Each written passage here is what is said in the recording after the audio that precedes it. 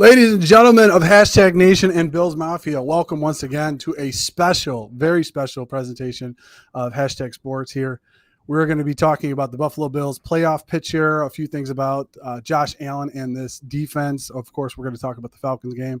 But we have two very special guests that are going to be joining us shortly that I don't know if you guys are ready for this collab to happen today. We did something like this very, very similar on Hashtag a couple of years ago after the Buffalo Bills defeated the Dallas Cowboys. It was very, very fun.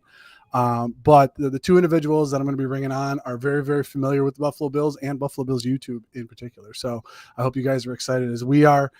We'd like to thank tonight's sponsor of the show, Mr. Rogers Homes and LinkedIn.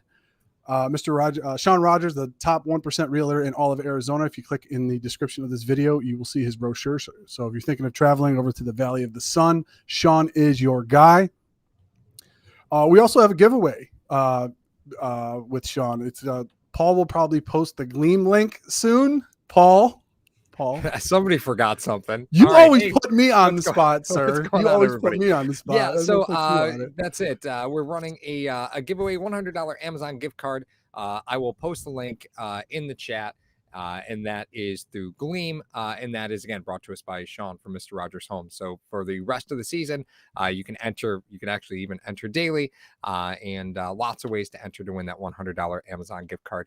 And then we will send that over to you. So I'll post a link in the chat in just a second. I'll go get that. Good job. Good job, Mar. Sean McDermott, you know what? Clap. This is the land of technical difficulties. I'm just glad I got the words out. Okay, first of all. That being said, we also have another giveaway. We have a jersey giveaway for the last week of the season. If you are a Patreon member, your name will go into a hat, and we will draw your name for a jersey. So make sure that you head over to our Patreon. All the links are in the description of this video. Patreon, our merch, Spotify, iTunes, Tim Hortons, whatever. All that good stuff is in the in the description of the video.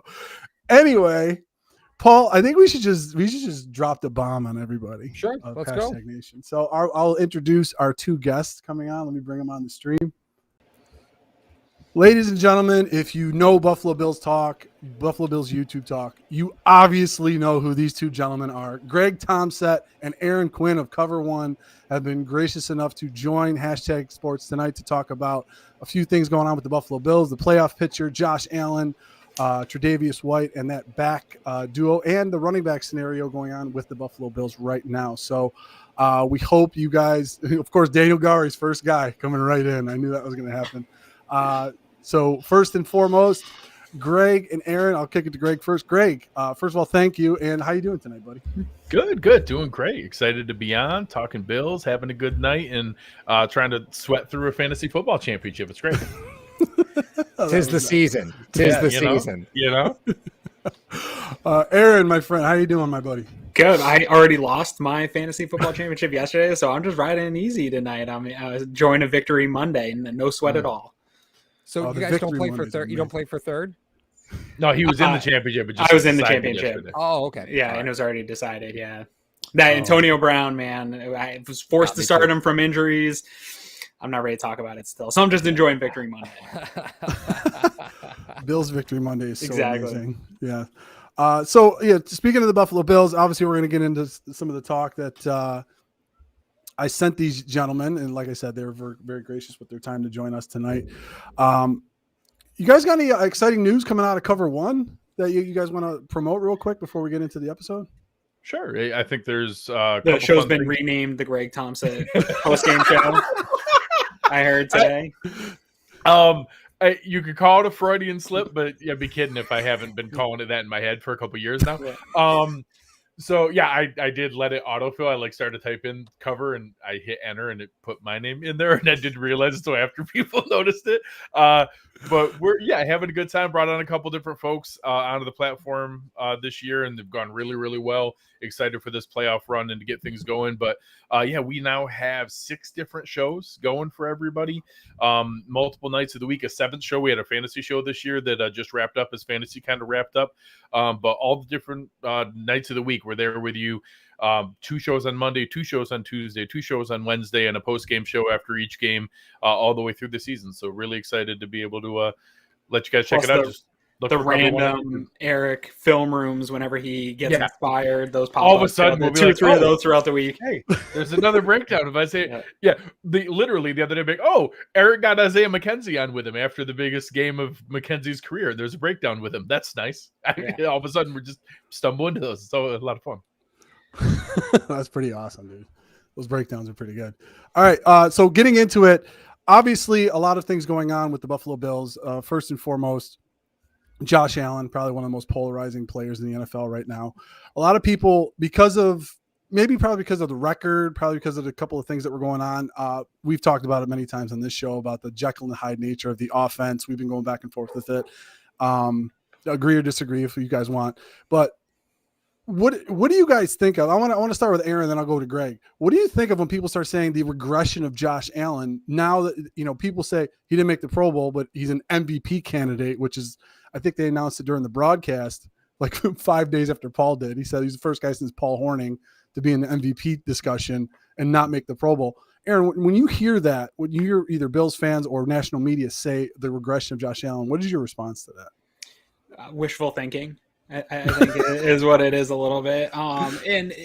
We're so caught up.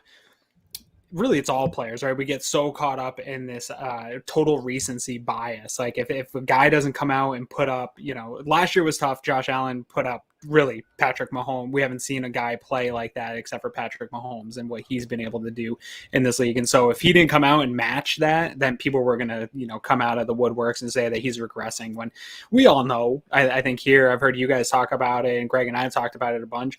Progress isn't linear, and you're not going to just have a player continue to ascend and build on top of those stats. And we said it in the offseason, like Josh Allen can have a little bit worse stats in certain categories and maybe some better in some other categories, but it doesn't mean he's going to have a worse season. And I think that's what we've seen. And really, when Sal Capaccio does a great job each and every week of matching week to week where he was a year ago versus where he is now. And there really isn't much of a regression, if there is one at all. And I think that it's, overall, the team success, like you just mentioned, Mario, probably adds to people's argument that the offense maybe doesn't feel, even though they are putting up big time numbers as an offense, it doesn't feel like they were the dominating offense that they were a year ago. So that adds to the argument. But once you kind of get past the surface level of that argument, it really crumbles pretty quick that there's no sign of an actual regression for him. Yeah. It's a lot to do with just what do people think that term means? Sure. Because statistically, regression just means, did things go down? Well, yeah, he has a little bit less pass yards, a little bit fewer passing touchdowns, more interceptions, slightly lower completion percentage, but so does Patrick Mahomes. So does Aaron Rodgers. Aaron Rodgers is going to win back-to-back MVPs. His season is not as good as last year's season. Well, maybe interceptions. He's got to be better in interceptions this year, but that's about it. Yeah, no, compared to his season last year. Right. There are some things, but overall, a lot of guys regress after historic seasons. Peyton Manning regressed after his historic season. Tom Brady regressed after his historic season. If you have a once in an NFL history type season, you can't do anything but slightly regress. The nice part is he's going to regress from second in the MVP voting to fifth in the MVP voting. So if that's what people are celebrating, big I told you they were going to regress. Congratulations, he dropped 3 spots in the MVP voting. You were right. Maybe if that he might not even drop that far. Yeah, he might be higher than 5th. I'm just hedging that it might be 5th. Well, yeah, and to kind of play off that, right? A lot of here we've made the mistake of poking the Baltimore Raven bear. Like we poked the bear a few times, right? It's weird. There's some sensitivity to Bills animosity between Ravens fans and Bills fans, and I don't get where I'm rooting for both these guys. I didn't know. We didn't know. It was one of those things. Like it happened, and we're like, I looked at Mario. I was like, Mar, did you know this was a thing? He's like, no, I did not. I did not. I know about as much as that as I do about Twitter. I really have no idea. Super sensitive. It's super sensitive. Yeah. Both ways, too. Yeah, correct. They are equally as sensitive as Bills Mafia. They're equally as sensitive. Probably true. But, I mean, you look at Lamar Jackson in 2019, and then you look at 2020, you go, even 2021, you're like, these years aren't even comparable, right? Okay.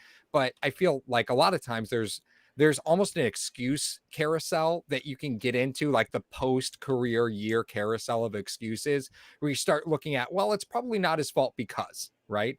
And then you look at Josh, you say, well, everything is the same, right? There's really, you got to give it to ownership. They've done a phenomenal job of keeping incumbent rosters, right? It's the same team. It has been for a few years at this point. In today's NFL, that's a major accomplishment to be able to keep an incumbent roster and be competitive from an AFC championship game. It's not like keeping the Lions roster together. Right. Yeah, exactly. Right. But it's, when you start looking at what has changed, the finger points to Josh. And I think that's why a lot of fans get so, up in arms about it, because you've really made minimal changes in the grand scheme of how the NFL usually works. And I think Aaron and Greg, you could probably back me up on this. The very minimal changes in Buffalo, very minimal. But I think I argued the most continuity in the NFL coming into the year. Owner, head coach, all coordinators, quarterback coach. I think 21 out of 22 starters, 25 out of the top 27 rotation players. It was as much continuity as any team had. And it's to kind of back to tie those 2 points together, some of Josh Allen's quote unquote regression, you also look at Stephon Diggs, and there's been an argument about, we need to feed Stephon Diggs like a true number one wide receiver. Well, the truth is they are, but his efficiency is also decreased. And some of that might be on Josh, but some of that has been drop balls, him not getting yards after catch like he was a year ago, the big splash plays. So, some of this is on Josh and the statistics not matching a year ago, but some of it is, Cole Beasley also had that rib injury. He regressed a little bit in his stats as well. So those type of things start to add up, and you start to see a bigger picture of the offensive numbers. Just is not as efficient as it was a year ago. It doesn't mean it's bad. Like Greg said, like he's still probably going to be fifth in or better in MVP voting. This is going to be a top 10 DVOA offense at the end of the season. It's just not where it was at a historical franchise record-setting pace. I feel like every time Mario puts a comment up, he's trying to mute me because it covers my mouth. That's me. It just covers right over my mouth. You just became my new favorite guy. Yeah. Well, and one other little piece from last year's stats. We also have to remember it took 8 to 10 games into last year for NFL defensive coordinators to convince themselves that you can't really beat man coverage. I'm going to keep throwing man coverage at you because Josh Allen can't beat man coverage. And he stacked up a lot of really gaudy stats early on while defenses were going, he can't keep doing this. This isn't real. Right. And then eventually like, okay, we'll go into zone and we'll start to drop some guys back. He stacked up an awful lot of that when they were simply just refusing to believe that it was real. Yeah, and the best quarterbacks in the league, this has been a thing, at least in that first half of the season, the cover 2 and the 2 safety shell coverages. It screwed up Patrick Mahomes for a while. It's messed with Justin Herbert, who's another guy that was an ascending player. Like this is not just a Josh Allen problem, right? That's been a league-wide problem with some of these young, good gunslinging quarterbacks. Whoa. Oh yeah, Greg got muted. I did not even do that. No. I'm doing it. I play with it if I'm coughing. Oh, okay. He's been sick for like 9 weeks straight here. Yeah. We just had a chat. There's someone come in the chat and said you were muted. So I was like, no, it's so funny though, because I'm about 90% at unmuting myself. Aaron has to catch me like twice a show where I just start making talking face noises. And I'm like, hey, you're muted still. I'll forget. But most of the time I'm pretty good. It is interesting to see that progression though with the young quarterbacks, especially that come in that can move. A lot of them they'll play man against them, and then they'll start to see certain things that happen with them. And how many times do we see 7-8 man fronts that just would when they would try when the Bills would come out in that trips bunch formation, and they would just put everybody on the line to say, okay, I'm going to confuse you for protections and coverages to let you know, okay, if you could beat us, you can beat us. Until you start beating us on a consistent basis, we're not going to come out of this defense. And then it was like you said, they started putting up some of these gaudy stats, and then near the end of the year, they started doing a bunch of things. Compared from last year to this year, I always felt that when I was watching the games and doing a lot of things with the games and the breakdowns, when they introduce a new wrinkle to the offense, that is when you start to see flashes of, like people say from last year, those big splash plays you guys were talking about. You talk about an Isaiah McKenzie, you talk about a Matt Breida, you talk about Dawson Knox now coming into his own. It's like when they start to introduce a lot of those new little concepts of what's going on. And obviously all these defensive coordinators do their homework too. I mean, they had 16 games of tape on this kid to go into the next year. going into this year, and they're saying, okay, listen, let's try to do a couple of these things against him. These are some plays that he really didn't perform very well at. Here's some plays that he performs very well at. So let's protect this and try to cover that up. So, like I said, I just see the kid progressing in a fashion where, okay, he's gonna grow a little bit here, or he may drop off a little bit here. He may have these few mistakes here and there, but I don't necessarily, like you guys said, I don't call it a regression. I call it he is still experiencing and drawing from those experiences as he moves forward as a quarterback in the NFL. And I think Paul made the point before. He said, listen, you're paying this guy $258 million. He's not that quarterback yet. I don't think he's that $258 million quarterback yet, but then he eventually will be once, I don't know if you guys agree or disagree with this, when the ties are finally broken, because I think all four of us can agree Brian Daboll might be moving on to greener pastures when the season is over. So I think that's the thing that they're hoping on. The Buffalo Bills organization is hoping on the fact that Allen can draw from his experiences and what he's learned, and then move forward with whatever coordinator happens to come and fill Brian Daboll's spot.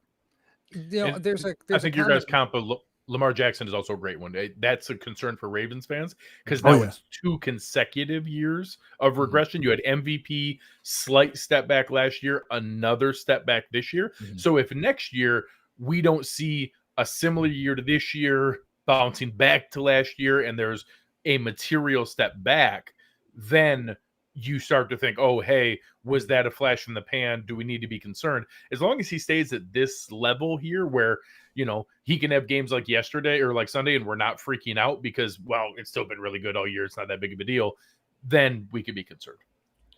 So there was a comment that I want to bring up, and I haven't stat checked it yet, but it feels right.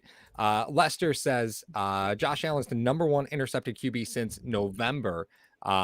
Listen, I don't think it's any shock that Josh's interception numbers have gone up. Post-game, the post-game interview, he said, I felt like the kid that showed up for the project and didn't do anything but still got an A, and he ran for 2 touchdowns. Like, there's a lot of players who would like to run for 2 touchdowns and walk away with that feeling.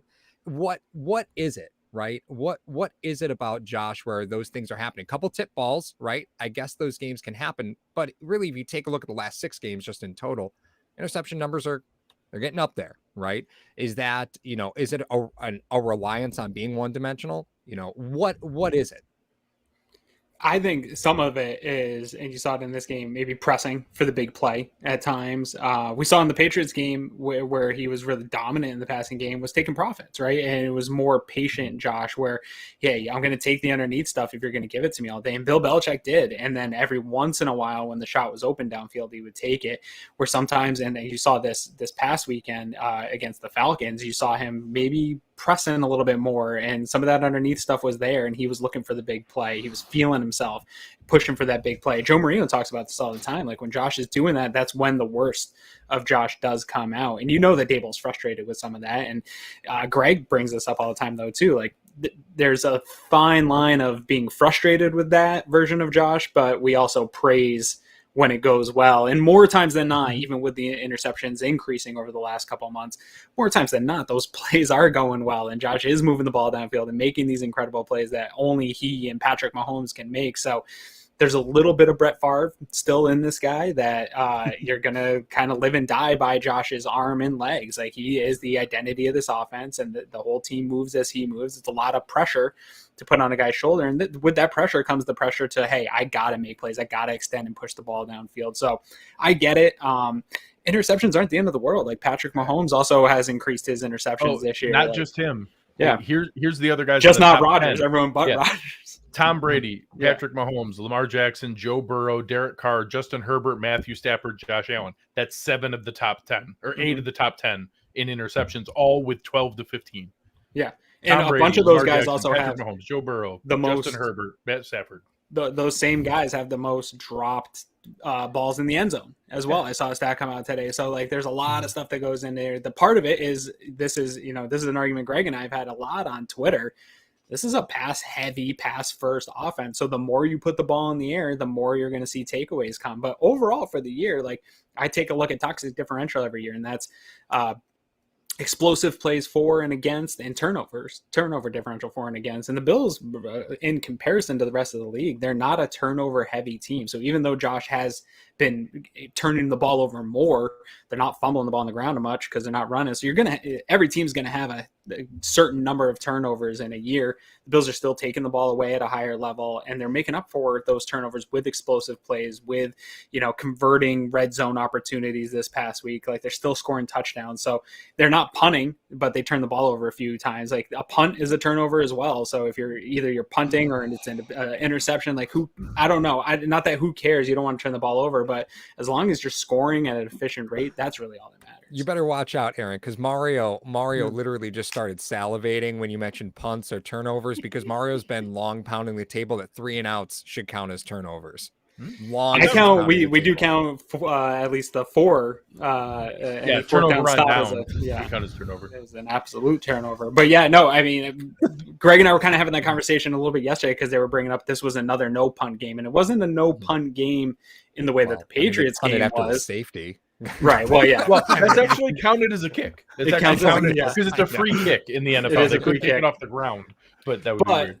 They had the 3 interceptions, like the same things, right? Like, you're still turning the ball over to the other team, and with Josh, it's usually deep. So, well, I think this was the second game, only the second game the Bills have won where they lost the turnover differential. Like, it's been bad for them, right? If they weren't generating 2 or more turnovers in a game, they were going to lose that football game. Like, if you looked at the way the season was going, that's the way it was. But the last couple of weeks, they were able to overcome that turnover battle. It kind of, as you transition, right? We're talking about turnovers. Yeah. Where does this go with Hyde and Poyer, right? Because we've seen there's been a lot of change across the defensive front, right? It's stagnant linebacker group, right? You have Edmonds and you have Milano. And then obviously you lose Trey, but you look at the quarterbacks you were playing where you lost Trey and you're like, well, this isn't a big deal, right? Like, if there was ever a time to lose your corner, the quarterbacks the Bills have played, it's kind of the most ideal time, right? Yeah, I mean, Bucs game. Yeah, the Bucs game was the only one. That was it, though, right? Yeah. So what is it? Are Hyde and Poyer the glue there to help you kind of make that transition where you lose Trey and now you're starting an undrafted, an undrafted corner, again, incumbent, and then opposite a 7th rounder. Right. Yeah, exactly.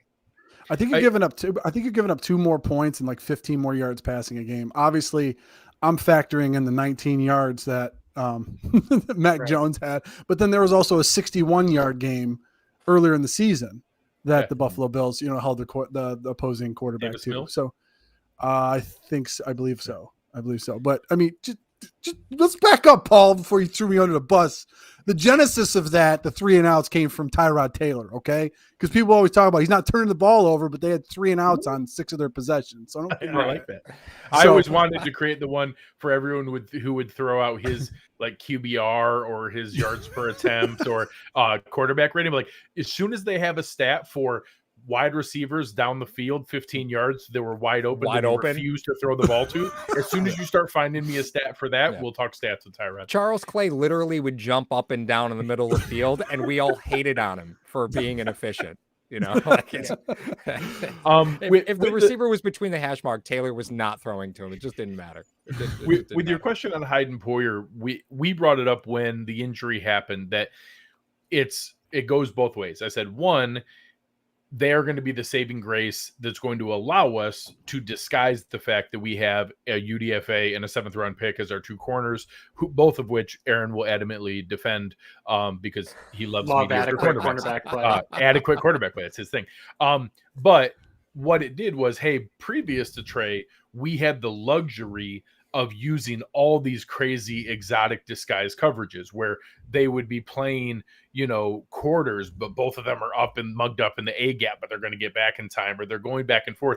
They don't have the luxury to do that anymore because they used to be able to leave half the field and Trey out on an island and only need to help on the other half. Now they're not going to be able to be quite as exotic, quite as crazy because they need to be more prepared to help there, but they're also capable of helping. So I was trying to warn people that, hey, it's not going to be this crazy, bottom falling out of the defense, that they're all just going to hemorrhage big plays now because we have two elite safeties who can help cover up for it. So they are making it okay. They are covering for it. We might have less interceptions and less big plays and turnovers because they can't confuse and disguise the coverages to young quarterbacks quite as much anymore because they have to play more traditional two high shell.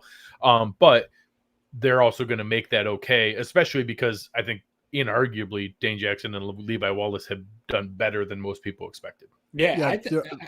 Go ahead. No, you're good. Go ahead, Aaron. Well, I think they're still able to do some fun disguise stuff, like especially with some of these younger quarterbacks we've seen. It's not as often, but they're still able to do it. I think also, when this injury happened, one of the things that I enjoyed about bringing Levi Wallace back outside of my standing for him on Twitter was that the continuity. I believe that it matters in that back seven with also Taryn Johnson and those linebackers. I think that continuity across there matters in this scheme. I think Leslie Frazier and Sean McDermott, they believe in the scheme more than do in any one player on this defense. And as long as everybody's in position where they're supposed to be in communication and passing off within the zone, as long as those things are tightened up and good, they think more times than not, we're going to win those matchups, right? Like Levi's knock was always, he's getting beat by these more physical receivers, but my defense of him was, he's always in position within the scheme. He's not getting actually beat and burnt. He's giving up some receptions, but he's making the tackle. And the scheme's really predicated on, okay, you might be able to win a play 2-3 on this, but you're not going to put together 12 play drives against us more times than not. We're going to get a turnover. We're going to get a stop. And you're seeing that with this team. You're seeing even Dane Jackson, who a guy, after getting beat out this summer, I was a little down on. I was, not sure if he was going to be able to step up and play. Now he's playing well within the scheme too. And I think even though Trey got hurt, and that's a huge piece, you really only brought in one new piece to this back seven because Levi's continuity with this team. And so the communication's all still there. And I think, Hyde and Poyer are definitely the glue that holds the whole defense and that back end together. But I think we need to really give these cornerbacks some credit because even in that Tampa game, they stepped up to the challenge. And this past weekend, we saw them out alone along the sideline. Both of them make plays on the ball in coverage without help. So they've really stepped up. A couple on to the Kyle challenge. Pitts, who's a freak of nature. Absolutely. Yeah. So I'm happy with the cornerback though. Now, once we get Tre'Davious White back and you slide Dane Jackson back into the backup cornerback, and now this depth looks fantastic. Yeah, I think you guys got to be very, very careful, especially on this show, mentioning the name Dane Jackson, because Paul just sat up in his chair like 4 times when you mentioned his name. That's my dude. That's my Aaron. dude. If you have love for Levi Wallace, you are. He loves Dane Jackson so much. And I think we talked about that, Paul, at the post game that we did for the New Orleans game. I think we said, I told everybody, I said, listen, I know this is a devastating injury for the Buffalo Bills. They're not going to be, as Greg said, they're not going to be as creative with a lot of things they do. But I think this defense, it will force it to be more fundamentally sound, and you're going to see less penalties out of this team because of what they're going to have to do and what the things they're going to have to do to develop, as Aaron said, that continuity that you have across the back end. I think we flirted with some ideas, people talking about maybe Johnson goes to the outside, maybe you bring a free agent in. Like we were talking about a lot of different scenarios that were going on, but a testament to both McDermott and Frazier, though, because you took a failed cornerback in Green Bay and a guy cast off from Cleveland, and you made them the best safety tandem in the NFL. I mean, I don't think there's any argument with that. The fact that those two guys just on the surface, if people are looking at it from the outside, you have a 7th rounder and an undrafted free agent as your starting corners, and you're not really missing a beat defensively in what you're able to do schematically. And it's amazing to see what's been going on with that, because you haven't heard his name come up. You really haven't heard Trey White's name come up that much in the past 3 weeks. Well, and I think, to kind of break it down to like the baseline level is look at who this team really covets, and it's high IQ football players, right? Like just look at what they bring in, even undrafted. Like they covet high IQ football players. Now, don't get me wrong. Like 1st round picks are the best athlete on the board. I will stand by that till the day I die. They look at who's the freak of nature. That's our guy, right? Outside of that, it is simply high IQ football players that can come in and just do it all. And this is where that benefit pays, right? Like Gabe Davis's rookie year, he came in and was just on fire, right? Just wanted to know everything about the playbook. Dane Jackson was really no different in that respect. I heard the same things from him like just high IQ football players. Yeah, soaking it all That's up. what they want. Yeah, The DBs, this is never going to be a huge concern for me. Since McDermott and Frazier have been here, they have gotten more out of less in that DB room. We talked about an undrafted free agent, Levi Wallace, was a walk-on at Alabama and then comes in as an undrafted free agent. Is now a perennial starter on your team. And then Dane Jackson, 7th-round pick. The nice thing about Dane Jackson was, coming out of Pitt, he was going to be a perfect fit for this scheme because Pitt and Buffalo Bills are doing the same type of stuff. Hamlin is another guy that they're going to groom in that safety position that's going to just fit right in to what they're doing here. And that's really where they're looking to, is scheme fits. Taryn Johnson, what was he, a 5th-round pick at a Weber? Like tiny little arms. Nobody thought he was going to be. I did not know he existed as a human prior to that's not true. That's not true. We called him Jughead because of the combine. Yeah, because of the combine where he looked the wrong way and caught the football off the face. And he did get torched by Josh Allen in the Senior Bowl a couple of times too on some throws. But yeah, this is Taryn Johnson's another example though of this defensive back, what they can get out of these guys. At times, Terrence played at an All-Pro level this year. I think he's got one of the better QBRs of defensive backs with 50% or more of snaps. So this is a position I know last year offseason was, we got to draft an early round quarterback. We need to put somebody outside next to Trey. I think they're going to continue to, in fans' opinions, kind of not address that position and know that they can get a lot out of late round picks and guys off the street and just get the most out of people. Well, I'm going to pause you right there because I want to throw a curveball to that topic. And Mario, I want to see the look on your face when I say this. So how much does that change if Leslie Frazier leaves, right? Because you have a really dynamic duo between Leslie Frazier and Sean McDermott from a defensive back standpoint, right? You take one of those pieces out of the equation, you know some of the staff are going to go too, right? How long can you really depend on just being able to turn and burn, always finding defensive back depth and talent? Like, how long can you really depend on that? If you lose Leslie Frazier, doesn't that change? Well, McDermott's a big part of that. McDermott's I get guy. It's super hard to unravel how much is McDermott's system, how much is Frazier's. And also, I guess it depends who you replace Leslie Frazier with, right? Like, do you replace him with Babbage or Butler or one of these guys, Washington that's going to stay and maybe keep some of the staff? That's tough. If you bring in a new defensive coordinator, then I do think it's open to find out who had more of a hand in that. Yeah, depending, what if the guy they bring in is because Mike Zimmer gets fired or because Vic Fangio gets fired or there's someone who, is able to come in like that you're now not that concerned with.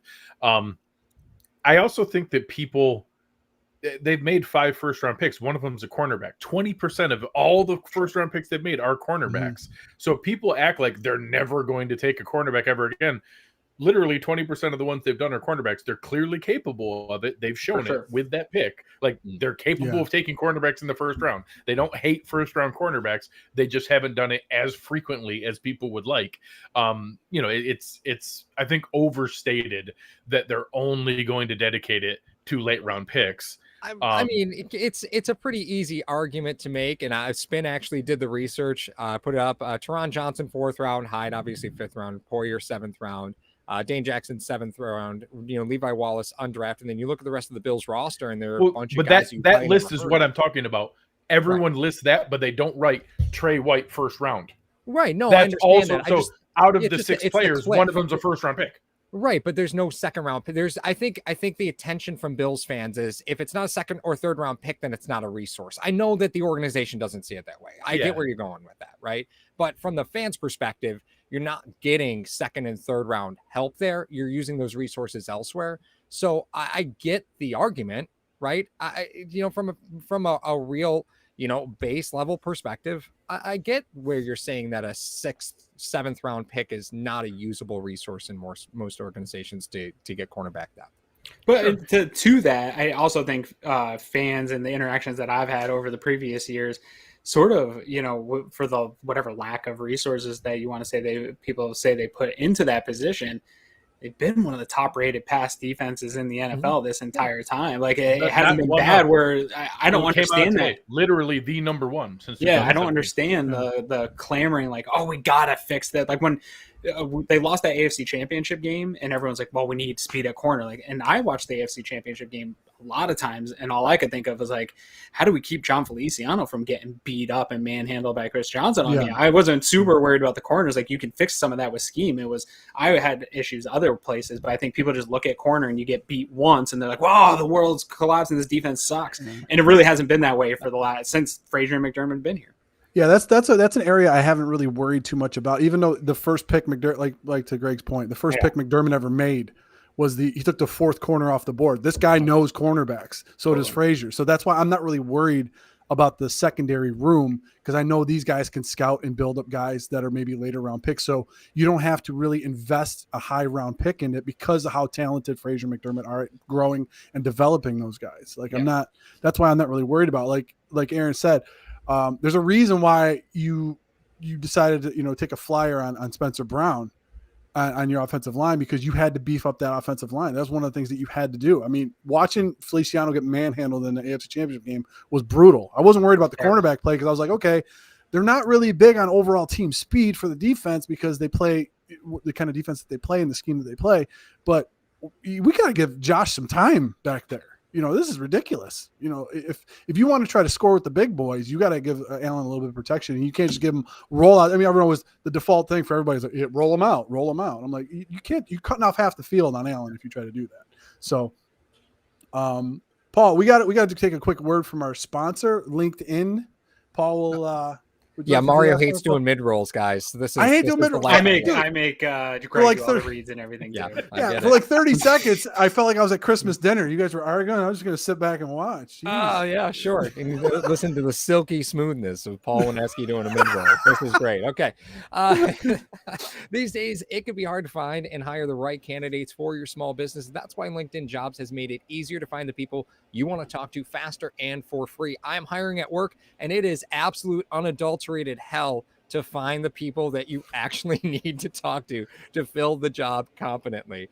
LinkedIn Jobs helps you find the candidates you want to talk to faster. Did you know every week nearly 40 million job seekers visit LinkedIn? Post your job for free. LinkedIn.com/HTS. That's LinkedIn.com/HTS to post your job for free. Terms and conditions apply. This next topic that we're going to transition to, because I do very silky segues, you guys know that. There is, talking about the running back play, coming out of Atlanta with Buffalo Bills. Everyone's saying we need to run more. We need to run more. You got over 200. I mean, what else do you guys want? So we'll talk about Josh Allen running the ball in a little bit. But I asked a question of these three gentlemen: which running back would you rather prefer, or which running back would you pick if you had to carry the load? It might be by default now because of the game that Devin Singletary had. He was running like the fact Atlanta owed him money. You set this one out prior to Devin's back-to-back games here, but because I'm an idiot. But the point is, I already knew who Paul was going to pick out of the backfield, so I was kind of wondering where you and Aaron were going to go on this. But if you were obviously this offense runs through multiple players and such like that, but we've seen more of an increased load for Devin Singletary. Greg, let me start with you and I'll go to Aaron. You're going into the playoffs. I guess I'll reformat the question and saying, what kind of a percentage of split would you like to have with the running backs going into the playoffs for the Buffalo Bills? I was a Singletary guy in the preseason. I thought there were some beat reporters who were kind of beating the drum of a narrative that all of a sudden Zach Moss had taken this job. A lot of fantasy folks were running with some comments that some beat reporters made. And I was confused at where it all of a sudden was. I thought there were some 4-minute drill numbers down the second half of last year. We had so many blowouts that it made it look like Zach Moss was getting more touches. But if you looked at when they were getting the touches, Devin Singletary was still pretty prominently the featured back, the 1A to the 1B. And I think it continues along those lines. I think that this past week, it was 23 carries to 5. That might be the high end. I think that when you're talking 80-20 in that kind of range, even like 82-18, like that's a heavy split, maybe even a touch more than I would expect. But I don't expect it to go back to 50-50. I think Devin Singletary has shown enough that he deserves to be the primary back. He's not a bell cow back. He's not, peak Ezekiel Elliott. He's not Jonathan Taylor. You still need to rotate some things in. I don't hate the idea of Zach Moss in short yardage, but honestly, Devin's looked pretty good in the short yardage spots, and he bowled, go ask Juwan Bentley. Juwan Bentley is a 245-pound linebacker. He met him at the 2-yard line and landed on his butt in the end zone. Devin Singletary has looked pretty good. So I don't know that it's going to be more than 80% and it's going to be 23-5, but I don't expect it to go back to 50-50. Yeah, I agree. I don't think it's a 50-50 thing. And I was not where Greg is saying and some of these beat reporters and the fantasy guys, but I was much higher on Zach Moss than I think a lot of people were. And I saw some flashes in the preseason and some of the runner that we thought he was going to be, but then he kind of descended as the season went on and was just making mistakes. And, that is something that we heard about Devin Singletary over the past 2 weeks in the press conferences. Just knowing the offense, knowing his role, even when he's not getting the ball, like those things are super important for a running back, like especially in a pass-heavy, pass-first offense. If you're not going to be the guy getting the ball, you need to know your pass protections. You need to know when to, on those delayed routes and stuff, how to get out and what to do, and everybody else's job within the offense. And Devin knowing that, I think, has been what has increased that gap between the two and the carries. And I expect to see that continue going forward. But that was my answer even before Greg had sent me, what we were going to be talking about. And that was my answer before. It was one of the most important things we talk about a lot on our show is how are you playing towards the end of the season, heading into the playoffs with some momentum. And I've been saying it all week, the last 3 weeks, is on top of that, kind of playing well into the playoffs is building up confidence in areas that you need confidence in going into the playoffs. And the run game has been a huge issue all season long. It's been a huge hot topic. If they can build confidence in Devin Singletary and this offensive line heading into the playoffs, when we see them potentially make a run, I think you're going to say, wow, those last couple of games where they really built up confidence in Devin Singletary had a big part in them pushing a run here forward into the playoffs. So I think he continues at a maybe 75 to 80% of the carries pace.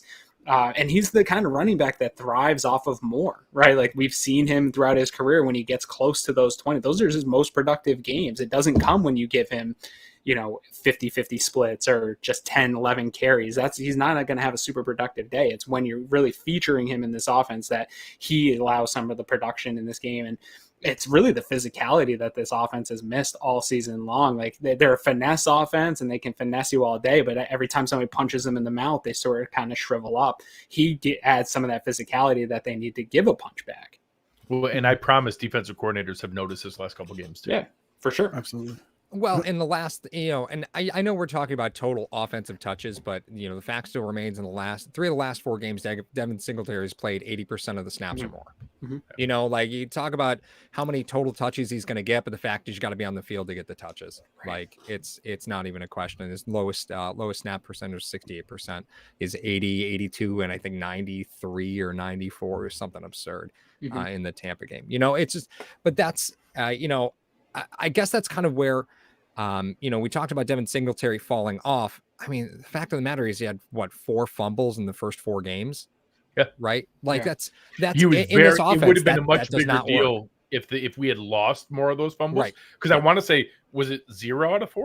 0. Yeah, I think we lost 0 right? of them. So it wasn't as prominent in fans' minds. Otherwise, that would have been a way bigger talking point. Mm-hmm. Yep. Yeah, the thing that just scares me a little bit, like just to back up a lot of your points for the hashtag nation, is the fact that it is those downs where where they're not getting the ball that determine playing time for a lot of players. And those guys like Zeke and like those bigger back that he's into the game because he could pick up that pass pro. I think Zeke had a game earlier this year where the Cowboys won. He didn't have a lot of carries or a lot of touches, but you want to talk about how many times he picked up that middle backer coming up the middle and punched him in the mouth. That is what happened. People talk, why isn't Tony Pollard taking that job? He's the more talented guy. Watch him try to pass block. Yeah. That's why. That's why he awful. can't be on the field all the time. That's what determines whether or not you're a second or third down back. I think the way that the Buffalo Bills have played it this year is that a lot of those backs, those bell cow backs, they start to wear out near the end of the year. You don't have to worry about that with Singletary now because of the usage that you've been doing, all year, bringing in Breida every once in a while, bringing in Moss every once in a while. I think that one thing that I love about Dable sneaky like a fox. The thing that I love about it is that I don't see. I mean, obviously Singletary has separated himself from the pack. No one will argue that. I think the fact is you don't have to change your offensive philosophy very much if you have Moss in there versus Singletary. I think it tweaks a little bit if you have Breida, because I think he hits the outside a little better than the other two backs. But that's the only really advantage that I give Breida over the other two. And I know I'm making Paul really upset now because Breida's his boy. No, it's okay. It's but all right. The thing that scares me and terrifies me to no end is a TJ Yeldon type insertion into the lineup like we saw last year. That terrifies me, where you're going to go with this guy, go with this guy, go with this guy, and then all of a sudden you're going to start Breida in an AFC Championship game or something like that. And I don't know, like, that is what kind of I got a little hesitation for, and that's why I wanted to kind of bring that up today with you guys and talk about the backs. But I agree with you wholeheartedly, is the fact that Singletary has separated himself. He's not run down by this time of the year like most backs are. Like, I think that the clock is already ticking on Jonathan Taylor. How much pounding can the one guy take throughout the entire year? We saw it with Derrick Henry. Yeah, exactly. 100%. So that's the thing that really, the reservation I have. There's a little piece of me that would maybe be intrigued with a Singletary Breida pairing. If they were only going to have a 20% guy, would I rather that was Breida instead of Moss? I don't know if I feel strongly about that, because I do think that if something were to happen to Singletary in a game, I would be glad that Moss was there, because I wouldn't want Breida to try to step into a feature role where he's picking up the blitzes and having to do those other things, picking up tough yardage between the tackles. So Zach Moss is very good in pass. Like, if there's one thing that he is good at, it's pass protection. Yeah, and so it's risky to do that, but I am intrigued. If I could guarantee health, I would prefer a Singletary Breida pairing over a Singletary Moss pairing, but I get the security you get by having Moss as that guy, because if Singletary gets dinged, you don't lose all that much. A frustration of mine, and Paul's going to like this, is the lack of, we saw some flashes from Breida and what that speed could do in this offense. Yeah. And I just feel like there's a little bit of something missing in getting him involved in the offense, getting some creativity, 3 or 4 manufactured touches in a game. Well, like the same stuff people are clamoring for with Isaiah McKenzie. Just feels like it's fallen flat this year, and that they've sort of just kept this hidden gem on the bench. So maybe, to Mario's point, that maybe you do roll that out at some point in the playoffs and it's not on tape, and that, you've worked on that. But I don't know that as the season's gone on, I saw him flash and thought that we were going to see more Breida, and then it just sort of flatlined and they went back to Moss. So I don't know what internally they've seen, but it has, for me, been a frustration of Dable and McDermott to not go to that, at least the 3 to 4 manufactured type touches a game. Well, and I think, when you were seeing Breida involved, Aaron, it was before they got, because that jet sweep looked like they would run with McKenzie. It was just gone, and it had been gone for weeks and weeks and weeks. And they inserted Breida into the lineup and started getting some touches, and that still wasn't back, right? And now it's really been the last 4 games that you saw McKenzie be at least a touch more involved. Right. I say a touch because he had one breakout game and then comes back the next game and gets like 30% snap count, like it's just one of those circumstances where, it bothers me a little bit, because I think the player profile, I'm kind of with Greg, the player profile is what's so attractive to me, right? It's not necessarily the production, it's the profile. But we do have to get to a super chat. We want to thank Rick Beam is always right, and this time he is, because he obviously sent us a super chat. Allen hit his checkdowns in the Pats when he went away from this game, and I feel like that's the difference between him being great. That's an interesting question. I do want to bring it up real quick. How in control of the run game is Josh? And I asked that as a dangerous question, right? Because we know, Josh has control, somewhat over this offense. As they are trying to learn how to be efficient on the ground, how much of that learning curve is on Allen? I think way more of the run checks, especially on 2nd and long, that fans get frustrated with, way more of them are Josh checking into it because it's a light box and that's his check, than Dable calling a run on 2nd and long. Now, not that they couldn't be more heavy-handed in saying, hey, don't check out of those anyways. We don't want to check into those as often as we are. I think he has more control over, you hear the kill calls, you hear you hear the audibles at the line, and the spots where he's checking into things and moving.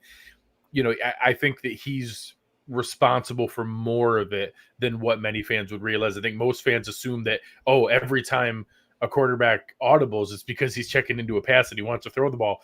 I think he checks into runs more than you'd realize. More than most fans assume. I think he has a ton of control at the line of scrimmage at this point. And to Greg's point on those second and longs, this is another argument that we've been in a ton this year. One of the Manning casts, it wasn't a Bills game, it was one of the Manning casts, and they were talking about they were seeing cover 2 pre-snap, and he's like, that's the look you run into. Like, that's where you check to run into. And we've heard, light box, too high shell. And I don't even think Dable would be mad. Like, I know that analytics is saying, no, like, still stay and pass, and that's still the right thing to do. But when you're getting that too high shell and a light box, it's like, man, at some point we got to get this run game going so that that's a threat to pull teams out of that look, right? Like, force teams to, dictate to them what you're going to do. So I do think Josh has a ton of control at the line of scrimmage with a lot of that stuff and a lot of the read option stuff. Like, he has control once who's going to get the ball. We saw Isaiah McKenzie frustrated on that 4th and 1. Like Josh is going to give up a 4th down. Never. Isaiah, what Never. are you thinking? Never. He's never going to give that ball up. But No. we early in the season, that was a huge frustration with me in this run game not getting going, is Josh was making the wrong reads on some of that stuff, or taking too long to make reads on some of that stuff, and missing opportunities for the running backs to get going. Because those types of plays, usually if you make the right decision, those plays work. It's when they don't work, it's because the quarterback made the wrong decision on that play. And so I think he's got a lot of control both pre and post snap, depending on the type of play it is, and probably more so than we all think in the moment.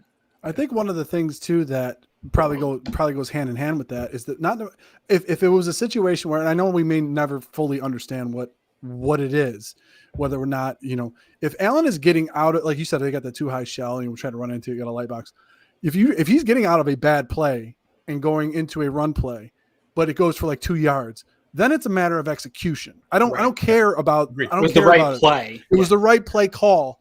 If he's doing the wrong play calls, then I'm going to be worried. But if it's the right play call and then it goes down to the execution, which a lot of people have been talking about this offensive line, not very much the past 2 games. But overall, throughout the season, people have been talking about the offensive line play and the chemistry. I mean, that was mostly an incumbent squad that you had, adding Spencer Brown in there. A lot of shifts. I don't think anybody really realizes the amount of shifts that have happened on this offensive line throughout this year that have the continuity hasn't really been there for a majority of them. Now you insert Ryan Bates, and I think this is probably where a good place for us to put the bow on this episode. We're going to talk about the offensive line. You insert Ryan Bates into this offense. Paul knows my love for Ryan Bates. They've been trying to throw Ryan Bates a touchdown for 2 seasons, guys. They have. I saw a big man run a drag route last year. Like, they're trying to do it. How do you not like a guy that plays all 5 positions, Paul? I keep telling you this for 2 years. Why do you not like a guy that can play all 5 positions? I got a cop to it. I've been not a genuine Rick Bates hater, and I refuse to call him anything but Rick Bates. Hendog preemptively put Rick Bates. Automatically. I told him if I had known he went by Rick Bates, I would have been in favor of him starting way earlier. But I have been one that I would always put it out there, and especially we saw it this year with, you talked about the shuffling, the moving, all the different pieces, and I kept saying, mainly needling one of our favorite Cover One members, Mark Ryan, who loves Ryan Bates, and being like, hey, he can play all 5 positions. Not good enough to be on the field. Not good at any of them enough to be on the actual football field. He can play all 5 positions. That's great. What value does it have if you can never get on the field? So, and then you have the injuries, the shuffling, the moving around, the different pieces. We saw Bobby Hart on a damn football field before we saw Ryan Bates on a football field. What does it matter if you can play 5 positions if you can't get on the field? The versatility is not a thing. Versatility doesn't score points. The last 2 games, having him in the game, he looked really good, really solid. So he was very, very solid the first game. He was good this weekend, and to the point where I was kind of nervous about the injury. And I'm really glad to hear in McDermott's when he says day to day, that means he's okay. That means the guy's not that bad. He says week to week if you need to be nervous. So I'm going to assume that he's okay, but I've been shocked at the continuity and the communication he talked about the fact that their relationships and him being here for 4 years has really led to how smoothly he stepped in, even if it hasn't been on the field, because he knows the guys so well and is able to communicate so well. And that, you look at, I know our man Kent Platt put up his RAS score, the relative athletic score for draft prospects. Oh, yeah. He was like a 9.36. And the only reason it was that low is because he was really lowly graded in weight. And since then, he's gone from 306 to 335. And is still a good enough athlete that they're running him on drag routes, trying to get him a touchdown. So I am genuinely intrigued to the point where, pending his health, I don't see how you can put Feliciano back on the field. I think you have to keep Ryan Bates in that spot. Ryan Bates, warning, restricted free agent in 2022. Mm-hmm. So which is an annoying amount of money. It's going to be like Ike Bacher this year. It's going to cost us like 2.7, 2.8 million to keep him. You're going to have to tender him. It is what it is. First or second round, because he's undrafted. That's always that's fun stuff to me. Yeah, that's a good problem. That's where the game comes. That's where it's fun. I'm going to pump the brakes a little bit on the offensive line. That's kind of my thing that I do here. I'm happy with the way they played over the last couple of weeks. I do think you need to look at the last couple of weeks on a curve, in my opinion. That Patriots game, I think Bill Belichick, for all the praise we give him, and I'll give him all the praise in the world for what he's done in his career, I think it was maybe the absolute worst game plan of how to get at Josh Allen. I think he was hoping for Josh Allen not to be patient and to make mistakes. I didn't chime in on your thing, Paul. He refused to leave man coverage with Isaiah McKenzie. He just kept staying in man the entire time. Atlanta ran zone, and all of a sudden he wasn't wide open every play. Correct. Yeah. And so I had that fight with the Isaiah McKenzie stands also. Bill Belichick had like a pretty bad game when you look at how he defended the Bills and unwilling to really change. And that also, I think, took place on the offensive line. Like, we saw people taking screenshots and saying, look at this pocket that the Bills had. And it's like, well, they were kind of muddled rushes. They weren't really pinning their ears back, rushing the passer, trying to get at Josh Allen. When they did, they were able to get some pressure. And then you go up against the Atlanta Falcons, which is by every metric and standard, one of the worst pass rushing teams in the NFL. A really bad defensive line. It has been. Yeah, it's been terrible. And so good on the Bills for beating a team they should along the offensive line and in the trenches, because they didn't even do that earlier in the season. So it's better than it's been. And I think Bates could probably be the starter. I'm fine with that. I'm not high on John Feliciano. I wanted that gone a long time ago. But I still think the both guard spots are still replacement level or below replacement level players. I wore this shirt just to taunt him. I hate it. I don't even hate Feliciano. What I dislike the most about Feliciano. Well, one, I blame the majority of the AFC Championship game on John Feliciano and him just getting manhandled by Chris Jones. And this guy that is supposed to be this tough guy that talks whatever gets punched in the face and doesn't do anything. Like, all this talk about him being the enforcer. Like, this guy's not. He's kind of a fake tough guy, if we're being honest, because he gets beat up all the time in the trenches. I wouldn't say it to his face because I'm not a tough guy in any sense of the word. I don't think you're in his weight class, Aaron. I don't mean to judge, but I don't think you're in his weight class. No. But in terms of these NFL guys, like, he talks a big talk, he pushes guys after the play, but this isn't like a real tough guy. He's not out there mauling people. But I believe that the interior of the line is still a huge problem going forward into the playoffs. I'm fine with Bates being the guy, but I still don't think that this offensive line is the line that we've seen the last 2 weeks. And they might even look pretty good in this next week. But I think once you start, Greg mentioned it last week, no matter where this shakes out in the playoffs here, they're going to play some really solid defensive lines, and I think it's going to be Chris Jones, DeForest Buckner, Jeffrey Simmons. No matter what, we're going to have to survive two out of those three. Yeah, I think it's going to be a problem going forward. I think it's still the Achilles heel of this team, and I think they need to unload a lot of assets to fix this next year, because if you're paying Josh Allen the type of money you are, and he's going to be the engine that drives this offense, I need to see the guards replaced. I need to see depth brought in, the swing tackles that they want brought in. Like, I need a lot of investment in this offensive line. Oh, guys just hammered Bates on me, Aaron. How dare you? No, I'm fine. I'm saying start. He's the best maybe option of the below average interior offensive lineman that the Bills currently have. Yeah. No, we always talked about all the time with the Buffalo Bills and what Bean has been trying to do. I mean, Paul and I talk about it all the time. We talk about the insurance policies that Bean and McDermott always want to try to get on this team to go along with the starters. You talk about depth. You're cashing in Dane Jackson right now. You're cashing in Ryan Bates. You're cashing in some of these guys, and it's good that you cashed in Isaiah McKenzie. Mm-hmm. When Beasley wasn't there, albeit Gabe Davis, albeit in a poorly coached Belichick game. But all of those things combined, this is why they made a lot of those moves that were going on. And it's great to see how that manifestation has happened throughout this Bills season. All right. But, I think we're going to be a little bit pressed for time. I want to thank Aaron and Greg. But before we do, we got to go around the horn.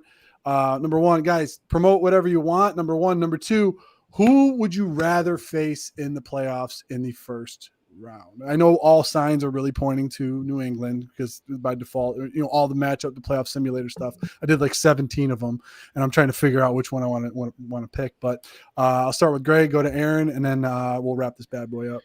Obviously come over, check us out at Cover One. We have our shows going all the time. We're there with you live immediately following every game. We try to be the first post-game show running out of anybody in the content world. We're going live, fresh off the top of our heads and fully emotional, ready to go.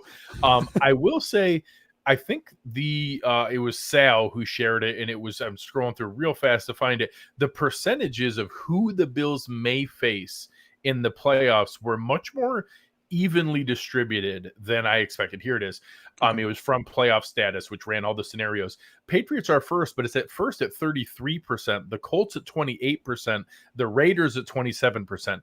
Please, Jesus, give me the Raiders. If you can give me that 27% chance, if things fall the right way on during the day Sunday, and then Sunday night we get to watch that game knowing that we face the winner of Raiders Chargers, and that every other week the Chargers are either amazing world beaters or dumpster fires. Well, they were pretty good last week, so they're due for a dumpster fire.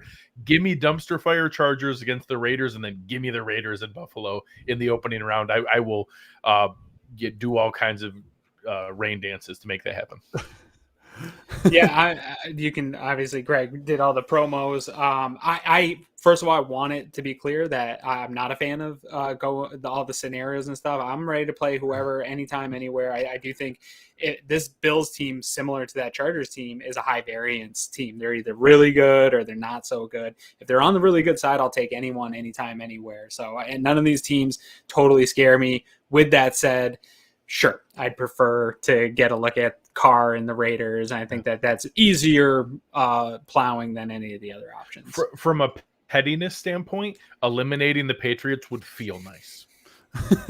It would give me the most anxiety going into it. I feel the most nervous going in, and I would love it the most coming out. Hey, Josh has won 3 out of his last 4 against them, so it's looking up, looking promising. I'll kick it to Paul in a second, but I want to tell you guys, we wanted to make this a surprise for Hashtag Nation, so I will drop all the links for these guys in the description upon completion of this video, so you guys can go over there, check out Cover One, check out both these guys on Twitter. They are great Twitter follows, a lot of fun, a lot of sarcasm. Paul, what do we do? What do we got over on our channel? You got anything special for us, or no? That's the dead stare. Like what? Are you like muted? You muted yourself. Wait, he muted himself. I didn't mute you, Paul. You're muted, though. Okay, ladies and gentlemen, in the description of this video, we'd like to thank both of our sponsors, LinkedIn and Mr. Rogers Homes. You can find us on iTunes, Spotify. Our Patreon link, we're going to be giving away a jersey. We also have a link for Gleam, where we're going to be giving away a $100 Amazon gift card via Mr. Rogers Homes. We also have links to all of our other shows as well. We have our Friday night tailgate, and we also go live maybe an hour and a half after the game, after we get our kids all wrangled up and all that other stuff. These guys know the deal. When you got kids and try to broadcast, it's very tough. But I want to thank Aaron and Greg so much for coming on tonight, for devoting their time to the Hashtag Nation and the Bills Mafia. Awesome time. Thank you guys for joining us. Hashtag Sports. We're out of here.